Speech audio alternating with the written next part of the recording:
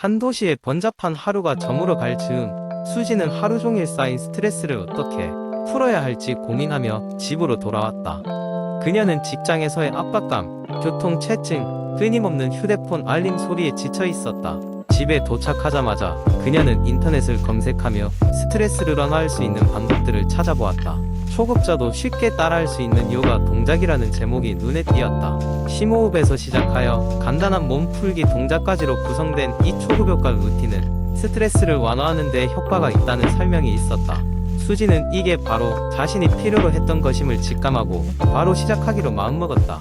일선 자세 요가 매트를 펼쳐놓고 맨발로 서서 두 발을 어깨 너비로 벌렸다. 천천히 눈을 감고 깊이 숨을 들이마셨다. 척추를 길게 뻗고 두 팔은 편안하게 옆으로 내렸다. 수지는 마치 자신의 몸이 대자연과 하나가 된 것처럼 느껴졌다. 이 자세는 그녀에게 하던 일을 멈추고 순간에 집중하며 마음을 차분히 가라앉힐 수 있게 해주었다. 이 고양이소 자세, 그녀는 네 발로 기어나가며 시선은 바닥을 향하게 했다. 숨을 들이쉴 때마다 등을 아치형으로 굽히고 머리를 위로 들어 소 자세를 취하고 숨을 내쉴 때마다 등을 둥글게 말아 고양이 자세로 변환했다. 이 동작은 무기력하게 남아있던 척추의 생기를 불어넣었다. 3. 아기 자세. 고양이소 자세에서 자연스럽게 무릎을 꿇고 엉덩이를 발꿈치에 얹은 후 상체를 앞으로 숙여 매트에 내렸다.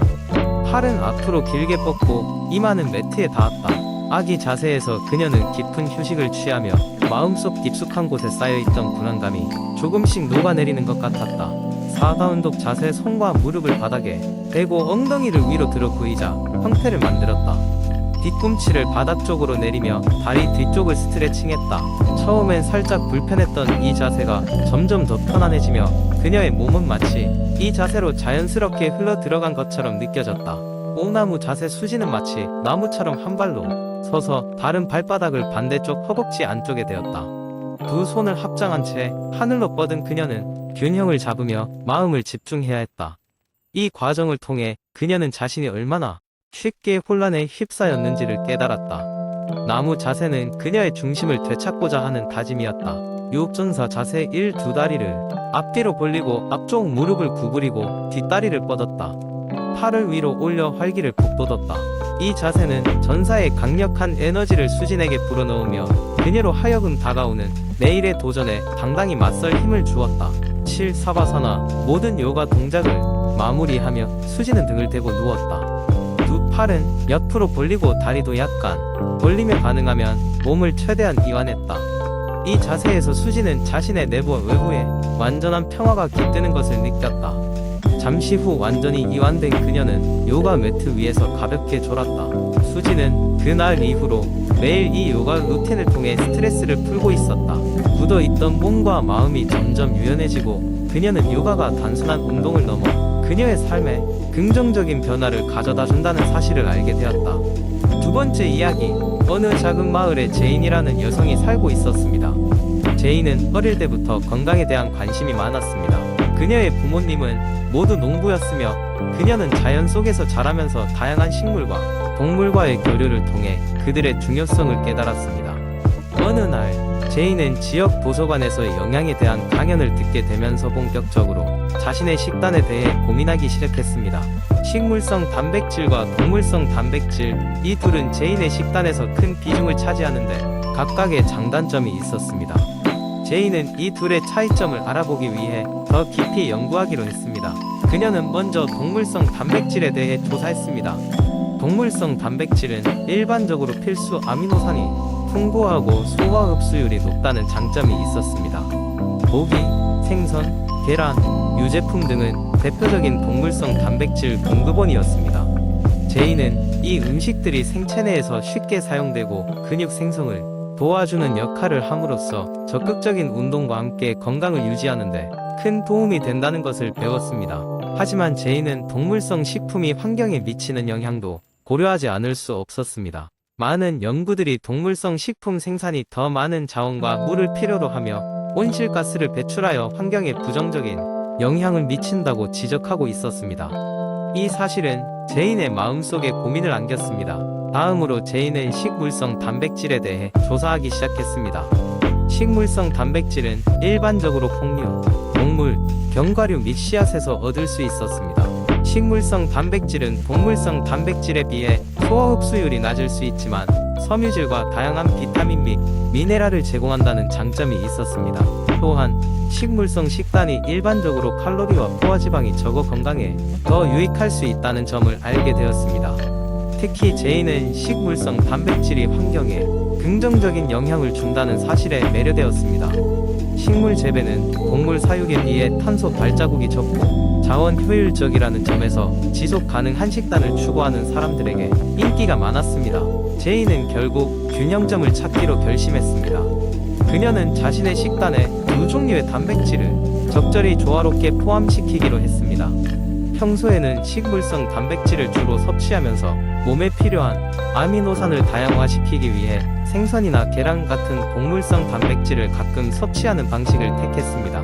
이를 통해 제이는 개인의 건강과 지구의 건강 사이에서 균형을 찾을 수 있었고, 그녀의 이러한 실험은 주변 사람들에게도 좋은 영향을 미쳤습니다.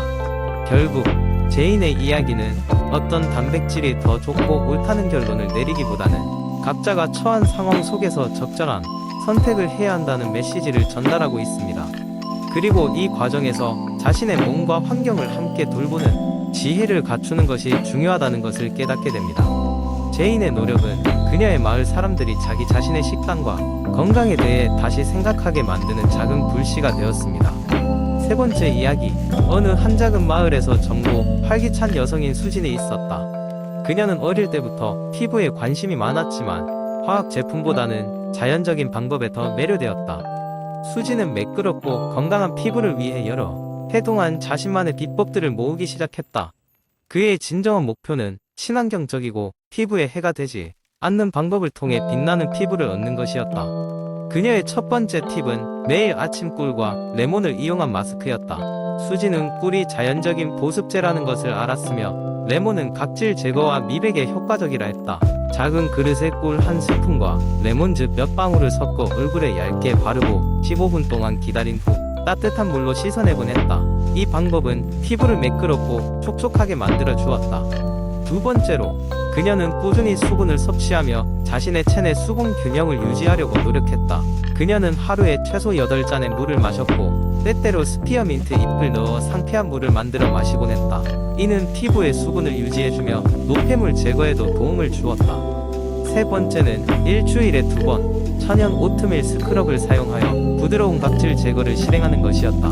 수지는 오트밀 가루와 꿀을 섞어 부드러운 반죽을 만들어 얼굴과 몸에 바른 뒤 원을 그리며 부드럽게 문질렀다. 오트밀은 피부에 자극 없이 각질을 제거해주는 뛰어난 성분이었다. 네 번째로, 그녀는 잠자기 전 늘 아몬드 오일로 얼굴 마사지를 했다. 아몬드 오일은 피부 깊숙이 영양을 공급하고 잘 흡수되어 보습 효과가 뛰어났다. 더욱이 아몬드 오일은 간단한 림프 마사지에도 적합하여 필요한 피부를 빠르게 회복시킬 수 있었다. 마지막으로, 그녀는 자신의 생활 방식에서 균형 잡힌 식단과 적절한 운동이 피부에 얼마나 중요한지를 깨달았다. 특히 항산화 효능이 뛰어난 과일과 채소 섭취를 늘리고 달리기나 요가 같은 운동을 통해 신진대사를 원활히 하여 건강을 유지했다. 이 과정들을 통해 수지는 스스로의 노력으로 매끈하고 건강한 피부를 곧 손에 넣었고, 그녀의 자연적인 스킨케어 팁들은 마을 전역에 빠르게 퍼져나갔다.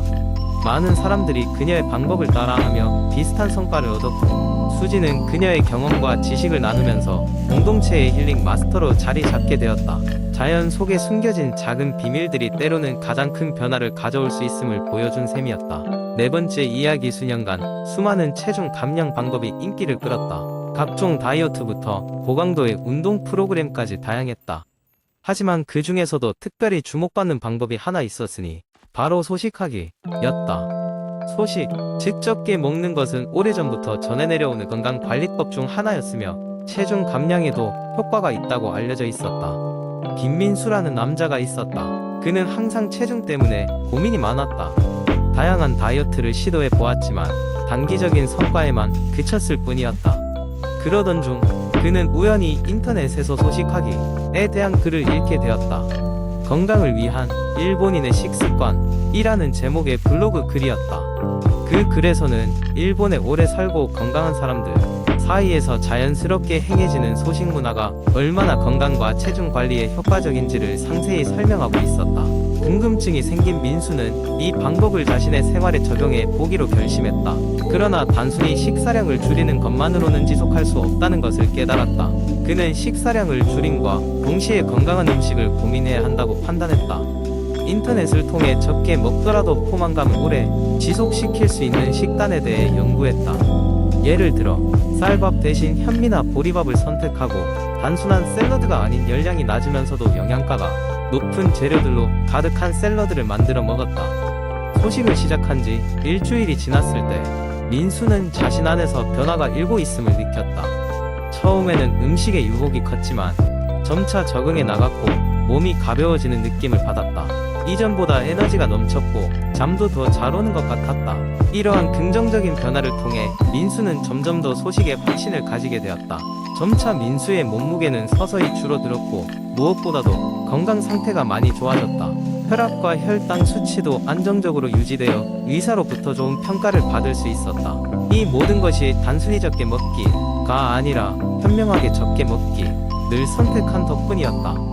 그가 알게 된 바는 소식은 단순히 체중을 줄이는 것이 아니라 몸과 마음의 균형을 다시 찾는데 큰 도움을 준다는 것이었다.